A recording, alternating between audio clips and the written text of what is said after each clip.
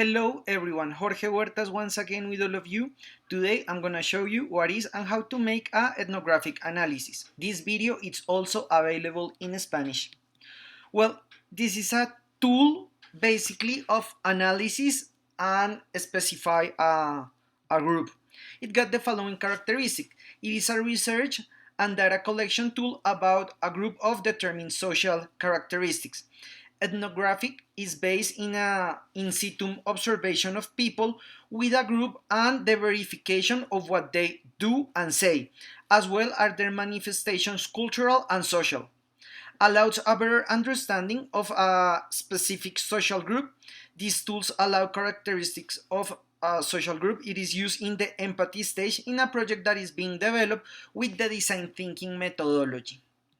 Okay, so the first thing is when you develop an ethnographic analysis, you have to be in the place, you have to be in situ, and you have to recollect the information and not just make like survey. You just have to verify the behavior of the people. So the first thing that you need to do is what kind of group are you going to research? That is something that is very important. Then you have a clear objective. What do you want to find out about that group? Then you start recollecting the information, and of course you have to analyze. For recollect the information, you can use a video, you can use photographies, but the most important thing is that you are watching what's going on. And of course, any development that you make, it has to be user-centered design, which is extremely important. So the tools that you got for that can be like I told you before. So we have like four main categories that we want to find out. The first thing is the vision. For what is the purpose of the survey, of the research. So we need to understand the expectations of the people. We need to understand their behavior, their vision, the projects that they have for the future, and of course, which dreams, which is something that is very personal. Of course, the persons are extremely important. How many people I'm going to be looking for? So it's very important. Of course, the range of age is extremely important. If I have the names of the people, that will be very nice as well, because it will allow me to know them better. The sex, if they're a male, female, whatever, and of course the activities that they do in a daily basis. The third category is place.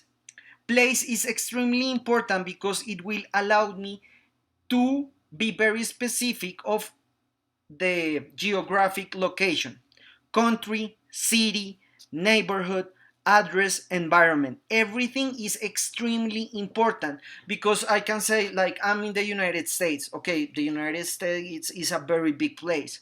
Where are you? I'm in San Francisco. Which neighbor of San Francisco? What is the address of that neighbor? How is their surrounding? So that is something very important. It's also very important as well to have like a clear description of the activities that people do day by day. What is their job, if they have one, how much is their income, which hobbies they have, if they have any kind of studies or are developing or doing something as well, and of course what they like to do in their free time in general. So that is something that is very important as well. And if you see, we are trying to find out not just like generic information about people. We want to know as much as we can of them. And the interactions are extremely important because it will allow me to know how they behave, how they interact with each other, if it's a family, if it's a group of friends, if it's a what kind of development they have. So are they friends, are they family, what is the appropriation for their environment that they have, to what kind of brands are they loyal, and that could be many answers as well. And of course the behavior. The idea here is that you can understand them very well as a group, but not just they are in this range of age. No, also the behavior. What do they like? Why do they like it? As a conclusion, we can say that the more specific and detailed is the ethnographic analysis, it will be better to understand all the information and all the people and how they are really.